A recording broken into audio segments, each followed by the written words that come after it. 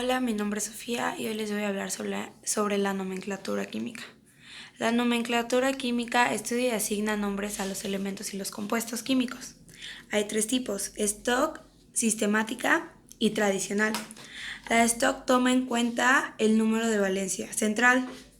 La sistemática utiliza los prefijos mono, di, tetra y penta, seguido de la función química y el nombre constituyente del prefijo. El prefijo. Y la tradicional, que es la que pues estamos usando, utiliza los prefijos y sufijos según el número de oxidación, y a los metales los llama óxidos y a los no metales anhidros. Aquí un pequeño ejemplo del stock. Aquí tenemos el óxido de cloro. En la sistemática, el pentóxido de dibromo. Y en la tradicional, óxido nítrico. Los compuestos químicos se dividen en tres grupos: los binarios, que constan de dos elementos diferentes; los ternarios, que constan de tres elementos diferentes; y los cuaternarios, que constan de más de tres elementos diferentes. En los binarios entran los anhidros, los óxidos, los hidruros y las sales binarias. En los ternarios entran los hidróxidos, los ácidos hidrácidos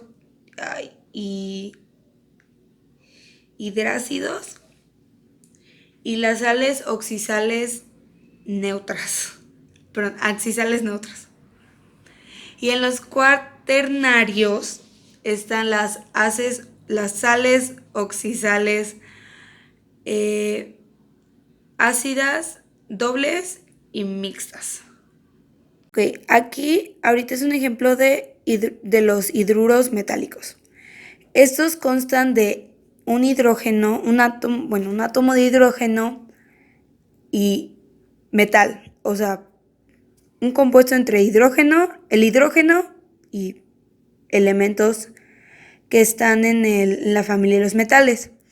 Por ejemplo, aquí tenemos hidruro de calcio. Primero se pone el hidruro, ¿por qué? Porque tenemos más átomos de hidrógeno que de calcio. Y lo mismo sucede aquí con el hidruro de aluminio. Tenemos 3 átomos de hidrógeno y 1 de aluminio. Aquí tenemos el ejemplo de un óxido no metálico que está compuesto por el elemento del oxígeno con cualquier elemento que pertenezca a la familia de los no metales. Aquí predomina, en este caso ya predomina el elemento que le esté robando átomos al elemento con más átomos. O sea, aquí entra los cationes y los aniones, si no me equivoco.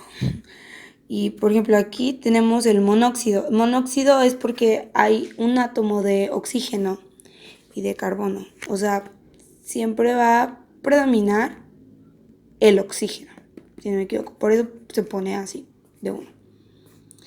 Ahora, aquí tenemos a los óxidos metálicos, que es el contrario del óxido no metálico.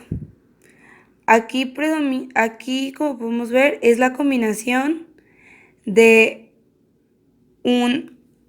oxígeno más un elemento que pertenezca a la familia de los metales. Aquí tenemos, por ejemplo, el óxido de sodio. El óxido de sodio. Entonces, aquí, por ejemplo, el oxígeno es el sodio le está quitando átomos al oxígeno, ¿no? Entonces aquí, pero como había dicho, siempre predomina el oxígeno. O sea, en sí siempre predomina el elemento que tenga más átomos. Aquí le está quitando porque tiene que haber una estabilidad para que se pueda hacer este compuesto. Entonces, por ejemplo, aquí el número de valencia del sodio es solamente 1, mientras que el del oxígeno es 2. Entonces los dos tienen que estar pues con 2 para que estos se puedan unir. Entonces, si tiene 2, el oxígeno, el sodio le está robando 1. Bueno, más bien, el oxígeno le está cediendo 1 al sodio para que pueda formar el compuesto de óxido de sodio. Y esto sucede lo mismo aquí en el monóxido de carbono. En los hidróxidos se trabaja un óxido metálico más agua.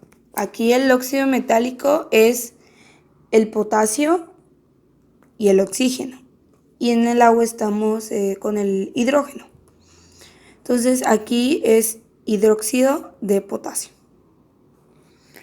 Y en las sales, que es lo más común, podría decirse, tenemos un metal y un no metal. Aquí el sodio, que es un no metal, y el cloro, que es un metal. Y esto forma cloruro de sodio. Y como había dicho, aquí es... ok, ya. Aquí predomina el que está cediendo, o sea, pues se escribe primero el que está cediendo átomos al otro para que sea un compuesto estable, como había dicho en el video pasado. Y por último, para un compuesto covalente con dos no metales, hay que seguir los pasos, que es primero, nombramos al segundo no metal con el sufijo uro. En este caso no aplica por ser aquí está trabajando un óxido, ¿no?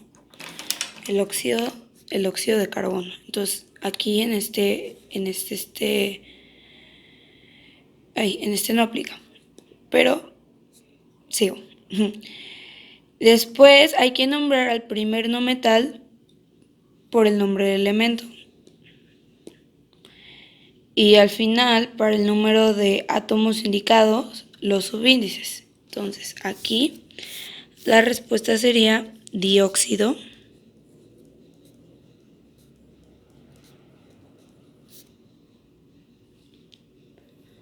de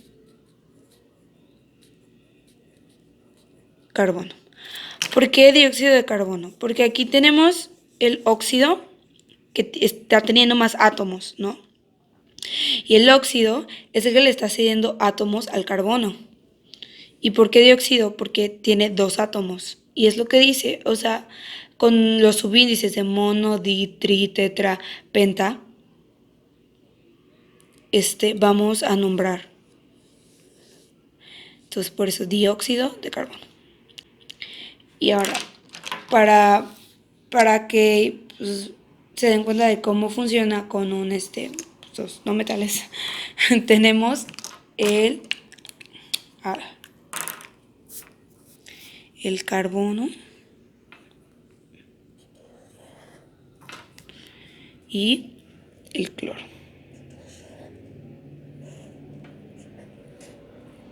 Tenemos esta fórmula, ¿no? Entonces, como dice nuestras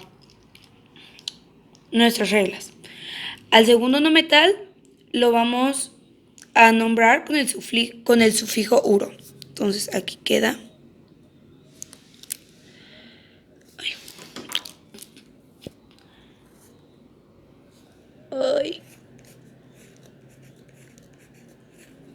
cloruro. No, ese es el segundo no metal. Y aquí está, cloruro.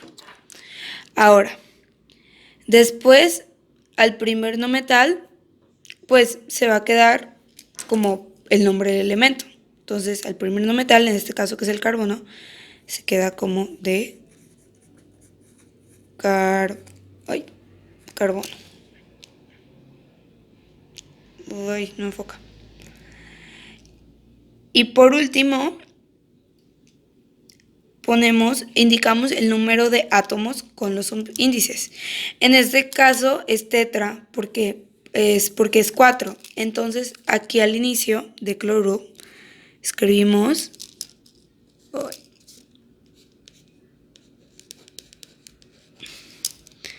tetracloruro de carbono. Y ya, eso fue lo que entendí de la nomenclatura química.